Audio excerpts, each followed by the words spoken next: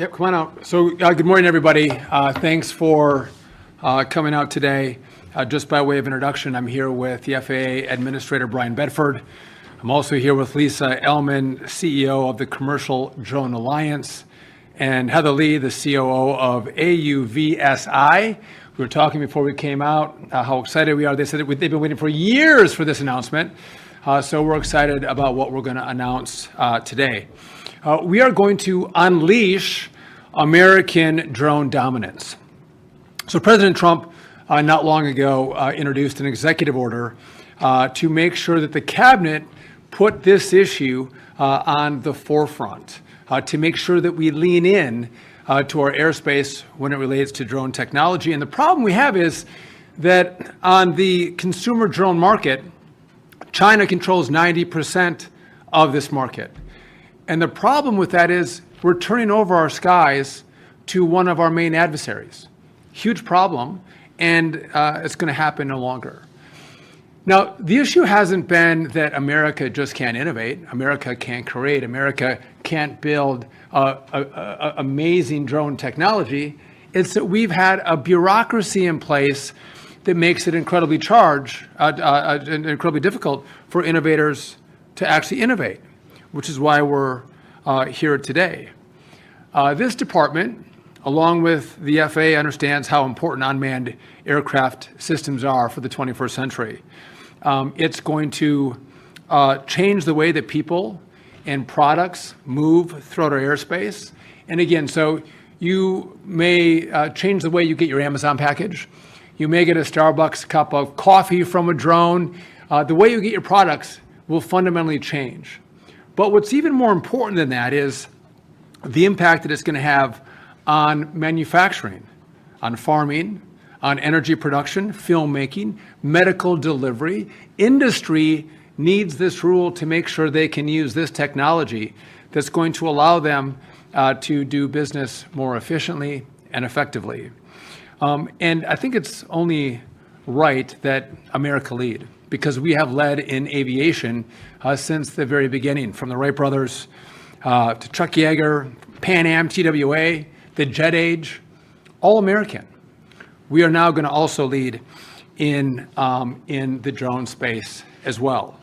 And so what we're here to announce today, and Administrator Bedford is going to go into some more details, but we are announcing a new rule to normalize beyond visual line of sight, or BVLOS as it's called. Operators in the past would have to get individual waivers to operate these drones. Very complicated. They were issued on a case-by-case basis. And because of that complication, I don't think we saw the innovation that we should have in America. So with this rule, we are going to eliminate that prior process, and the approval will be done in a far different way. The rules are going to completely change in the way that drone use is going to be approved. And what this is going to do is, again, allow our innovators and businesses to continue to create and innovate and change the way our industry works with the use of these drones. And by the way, we're talking about the commercial use of these drones. Obviously, we look at the rest of the world and how drones are used in another capacity, also very important. But again, this is the commercial use of how these drones can change industry. And I would just note that we work very closely. We partner with our other allies in government on how do we do this the right way? How do we put safety first, the American people first? And so those conversations have been had, but this new rule will enhance safety by requiring safe separation from other drones in unmanned aircraft, if you're going to get a license to fly these. And it's going to require collision avoidance technology. We're also partnering with TSA to ensure that operations supervisors and flight coordinators are properly vetted. We want to make sure the TSA looks at who's operating these, what kind of background do they have, and make sure we have the right people, the good people, operating these drones. And so TSA has been a great partner. We're excited about this announcement today. This has been a long time coming. This was not thought up in the last 7 months. This has been going on for well over 4 or 5 years, this conversation.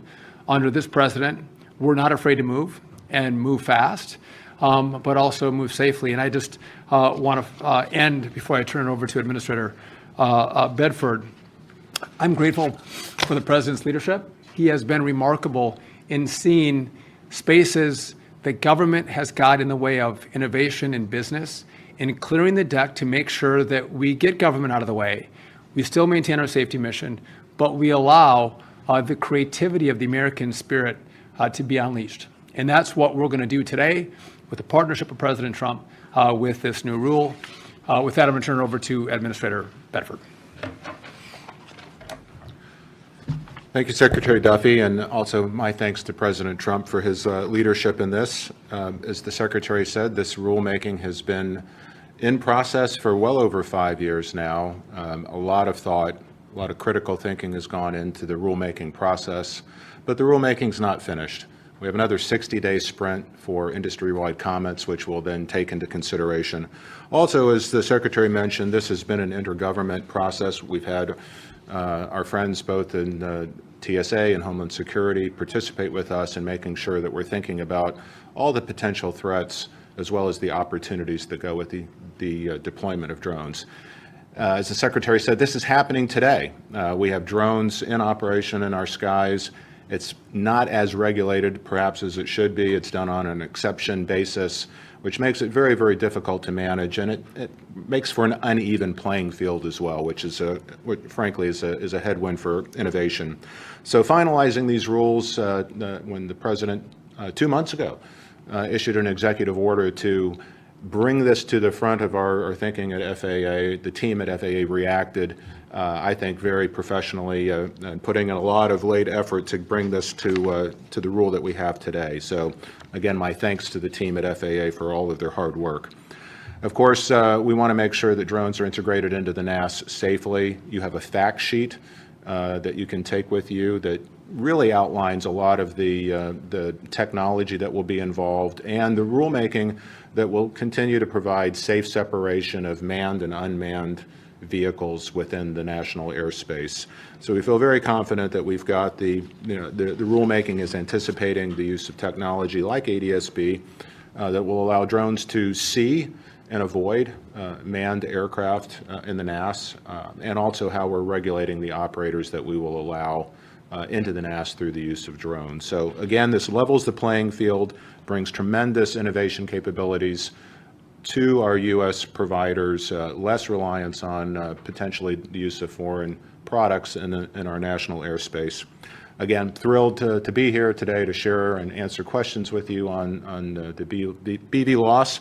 And also, again, thank you to the President and to Secretary Duffy for their leadership. Now let me turn it over to Lisa Ellman. She's the CEO of the Commercial Drone Alliance. Thank you. Thank you. Good morning, everyone. I'm Lisa Ellman, the CEO of the Commercial Drone Alliance. We represent the leading innovators in the U.S. commercial drone marketplace. Thank you to Secretary Duffy, to Administrator Bedford, for inviting us to join you in marking this historic moment. Our industry has been waiting for this day for quite a while now, and we couldn't be more excited. The government and industry leaders gathered here today share a common goal: to bring the incredible benefits of drones to communities across the country. We all understand that pioneering these innovative aviation technologies is vital for our economy, for safety, for national security. Drones have become critical tools for so many Americans. Farmers save time and money spraying crops. Line workers safely inspect infrastructure. Police departments respond to emergencies more quickly. And patients gain easier access to medicines, all with today's drone technology. This industry is creating jobs and spurring economic growth for this country. Yet while the technology has rapidly advanced over the last decade, our regulatory framework in the United States has failed to keep pace. Drone operators must navigate a labyrinth of ill-suited regulations designed for crewed aircraft, placing an artificial ceiling on innovation and hampering progress. In the meantime, we've seen our global peers and adversaries surge ahead in the deployment of commercial drone technology. This is a threat to American security and aviation innovation. two areas where we have consistently led the world, and it underscores the urgent need for us to modernize our regulations to regain our competitive edge and safeguard our national interests. We're so grateful that the White House recognized these challenges in its recent executive orders on unleashing American drone dominance and restoring American airspace sovereignty. And today, we take the next step together in establishing American leadership in drone technology. With today's proposal, the domestic drone marketplace gains certainty about what business success will look like in this new era. Investors who sat on the sidelines can now see proof that the federal government indeed supports the use of this critical technology. And American communities nationwide can start benefiting from the next generation of aviation. The release of this proposal is a long-awaited milestone, but from the industry perspective, our collective work is just beginning. We will be working diligently over the next several weeks, the next 60 days, to provide our perspective and feedback as part of the rulemaking process. Our hope is that the final rule will accelerate the expansion of commercial and public safety drone operations throughout the United States, while enhancing the safety and transparency of the national airspace. Secretary Duffy, the Commercial Drone Alliance appreciates your leadership and prioritization of commercial drone integration efforts. We look forward to working with partners across the federal government and with all relevant stakeholders to restore our global leadership in this game-changing technology. Thank you.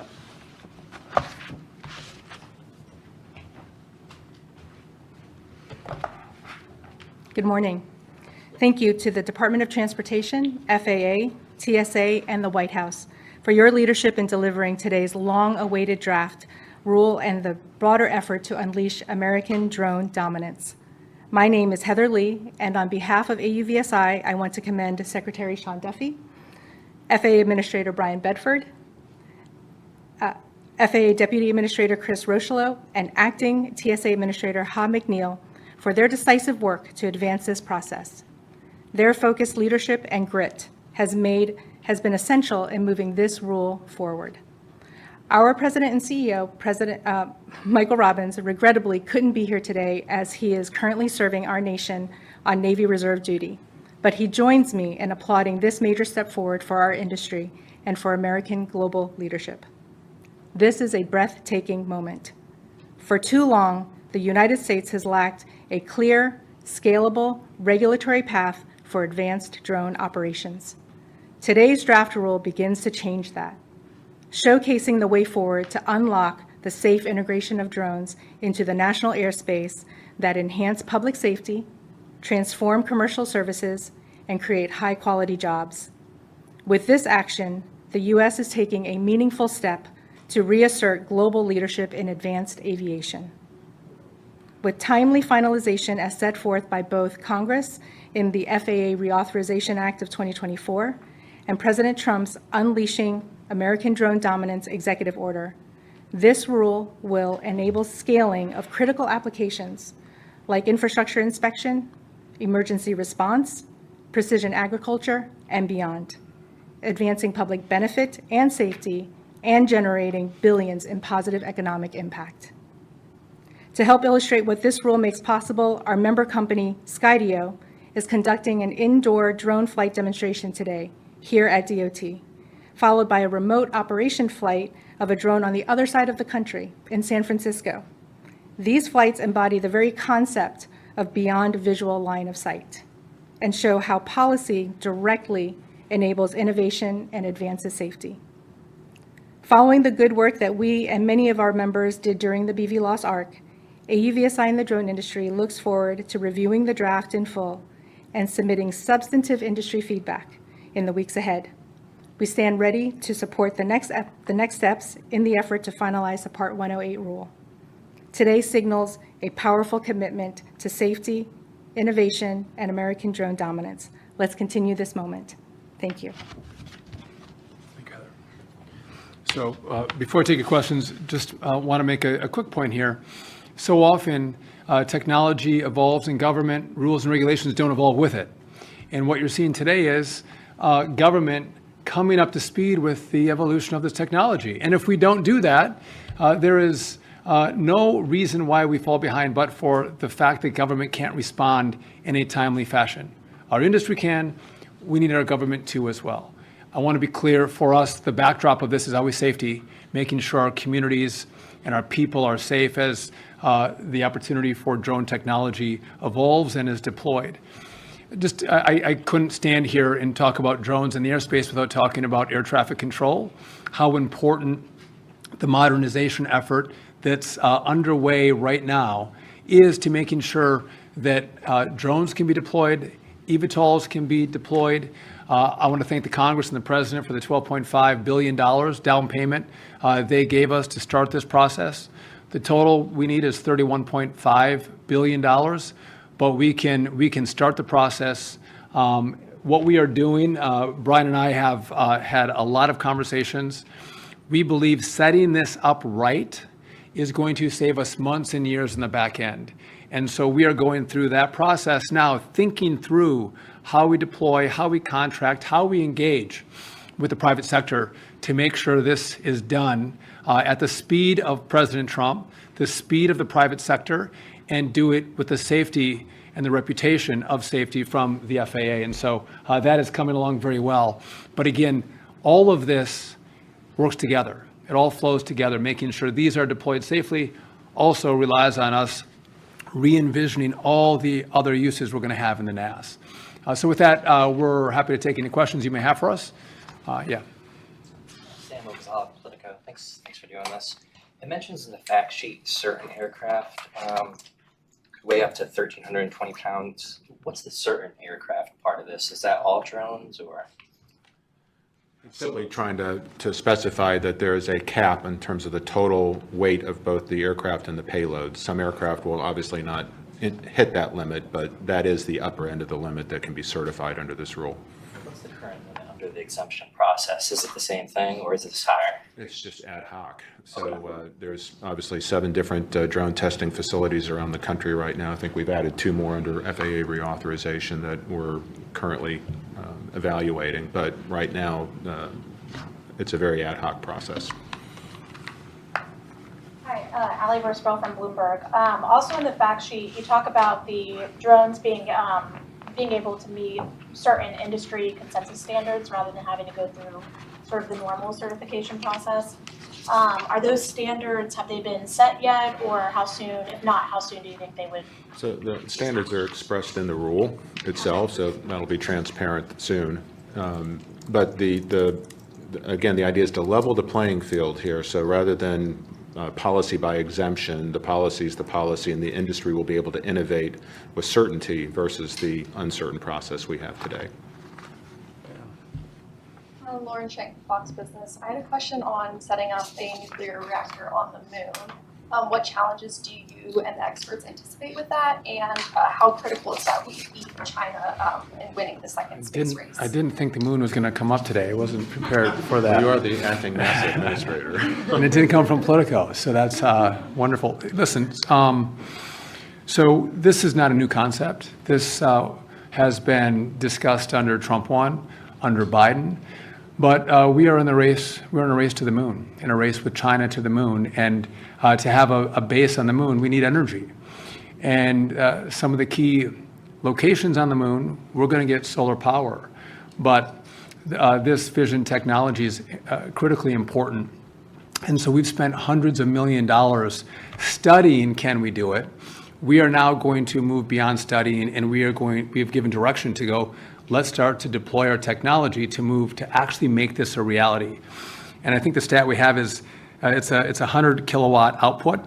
That's the same amount of energy a 2,000 square foot home uses every 3.5 days. So we're not talking about massive technology. We're not launching this live. That's obviously, if you have any questions about that, no, we're not launching it live. But again, energy is important. And if we're going to be able to sustain life on the moon to then go to Mars, this technology is critically important. And I would just note that we're behind, right? If we're going to engage in the race to the moon and the race to Mars, we have to get our act together. We have to marshal all of our resources, all of our focus on going to the moon, which is what we're going to do. And again, there's a lot of things that NASA does. And a lot of people love a lot of the things that NASA does. But this is about space exploration. And this is about this next phase. A lot of people don't know even what Artemis is. Everyone knew what Apollo was. We all knew, the whole world knew what Apollo was. We were going to the moon. Artemis is we're going back. So in the first part of next year, we are going to send Artemis 2 out. Met the 4 astronauts, they're fantastic. We're gonna go out around the moon and come back. Artemis 3, we are going to go back to the moon. We're gonna land.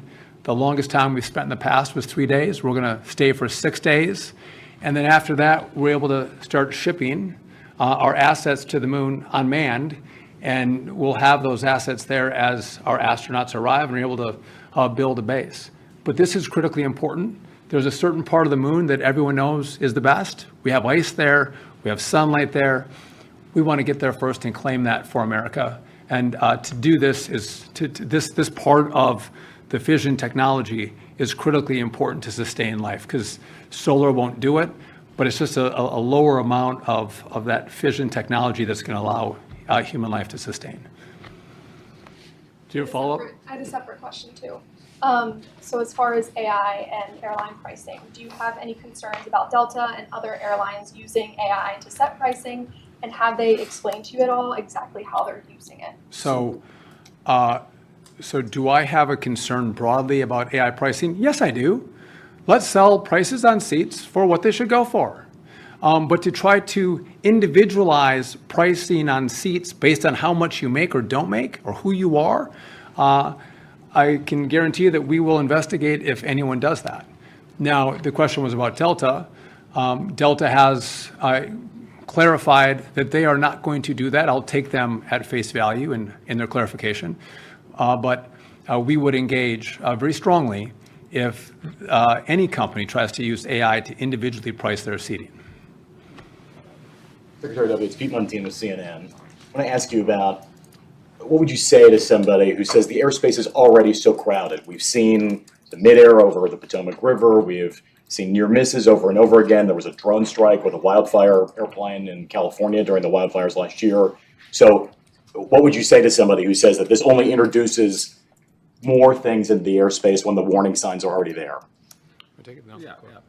I would argue the drone strike, over the wildfires, the reason we need this regulation. The fact is, we've got a little bit of the Wild West out there right now. So regulating to a common standard, making sure the vehicles comply with our regulations, and then surveilling that is a much better place than where we're at today. Not to say the least of which is allowing people to innovate within a set of rules that we can comply with. So I think clearly the regulations that we're talking about will not only enhance the innovation, but it'll enhance safety. So I'm very comfortable with that. As it relates to the airspace, that's why we're modernizing. It's 3 pillars, right? It's getting the people right, getting our staffing where it needs to be. It's getting the technological equipment back, from being 50 and 60 years old, getting that to where it needs to be today, and then designing the new NAS in a way that will allow the safe introduction of these new and emerging technologies and allow industry to continue to add capacity that clearly consumers want. It's what, 6-7% of GDP. So it's very critical that we get this right, and modernization is going to be the key to doing that. Let me ask just a quick follow-up, because I think a lot of people see drones now in the headlines as tools of war in Ukraine with Russia. How critical is it for us to secure our own large infrastructure, big outdoor events from drones? I know the FAA has been doing a lot of testing, so how critical is it to secure big events? So, and as the rule will allow, there will be no ability to fly drones over large sporting events or media events. So we will cordon off airspace, geotag airspace, so that's maintains unrestricted use of the airspace that we're okay with, and restricted use where we don't want drones flying. So the regulation will deal with that as well. I will tell you that the drones are happening, and we do have partners in Homeland Security and TSA that are very well aware that bad actors could use drones in a bad way. And so I can assure you that government's focused on making sure that we get the technology right and we get the security right. So they go hand in glove. And Pete, you've done a good job reporting on the airspace, and we appreciate that. But if we stop our innovation because we don't evolve our rules, and we can do it smartly. We understand the equities, we understand the risks, and we work to mitigate those risks. But if we don't update these rules and we allow our adversaries to evolve this technology, it's very dangerous to deploy someone else's commercial technology into our airspace, and the data that could be gleaned from that is a national security threat. And so we want this to be American technology, American innovation, and we can, until we get our new air traffic control system deployed, which is going to make it easier to navigate all of the new uses of the airspace, we keep a keen eye on making sure that we can deploy drones and keep airplanes safe and keep them separated and make sure that, again, we allow the innovators to innovate. Because you go out 10 years, you can't innovate any longer, and you're going to deploy someone else's drone technology into the U.S., and that's a huge problem. Do you want to respond to the security question, just like to keep drones from being a tool of terror, because it just seems to come up more and more now? It does come up, and that's why we work with all of our partners in government. And there's two different components here, right? We have licensing, we have rules around commercial drone use. There's a whole other component, and we've seen how drones have been used as tools of war. And again, we can say airplanes have the same capabilities, right? And how do we navigate aircraft? One's for war, one's for commercial aviation. We can do that, and we can do that in this space as well. But again, we have to recognize the new and rising threats that exist, and our partners at the DoD and Homeland are probably better suited to answer those questions specifically. But we have partnered with them as we looked at the commercial side of this and how important this is, not just for innovators, for our industry, but also to make sure it's American technology. Thanks, Secretary. Brendan Collarton with Gray Television. What do you think is a realistic timeline for an average American to be able to, drone deliver a DoorDash? And then do you view the financial investment as the biggest hurdle or something else? What's happening right now in different communities across the country, you're getting a hot cup of coffee, you're getting a DoorDash, you're getting an Amazon package, it's happening in certain communities across the country. Listen, I do think communities have to have a say in, do they want drone use in their communities? You'll find that the technology around the noise, which usually is an irritant for people, is remarkable how quiet they're. You don't even know they're there unless you look up. So I think with the evolution of the technology and the noise that comes from a drone, you're going to see a lot of communities that want this technology in their neighborhoods. We also, if you take some Amazon trucks off the road, DoorDash delivery drivers off the road, that frees up our roadways. We see less congestion. There's a lot of benefits that come, less fuel burn. A lot of really good things can happen with this technology using the airspace in a different way. Yeah, I'll do one more. Thank you, and then we'll wrap up. Hi, Sarah Ploss with CBS News. I just wanted to ask really quickly about some of the issues and questions there have been about plane evacuations recently, and I'm wondering if you guys have any concerns with what you've seen. We saw people taking bags down a slide and things like that. Do we still think that the 90-second evac standard is realistic, and what concerns might you guys have about that?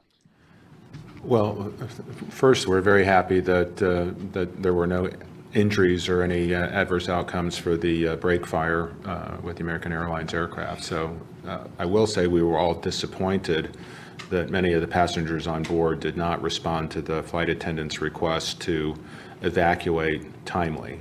Grabbing bags, it's just wrong. We need to, whether the flight attendants are telling you to keep your seatbelts buckled to avoid turbulence injuries, or whether they're asking you, on these very, very rare occurrences that we have a situation like we saw in Denver, we need to listen to them. They are there for our safety. They're there for all passengers on board safety. We can't have somebody at the front of the line grabbing their overhead bags and keeping people in the back of the airplane from being able to safely evacuate. So we will be doing some education to make sure that it's clear that passengers on board not only have a obligation, but it's the right thing to do for everybody on board is to listen to the flight attendants and obey their instructions. Just I'll double down on that. Again, everyone got off safely here, but I know Brian was incredibly disturbed, as was I, people grabbing their bags. In a different situation, in a different environment, grabbing your bag could cost someone their life. And so again, your belongings in your carry-on bag aren't worth it.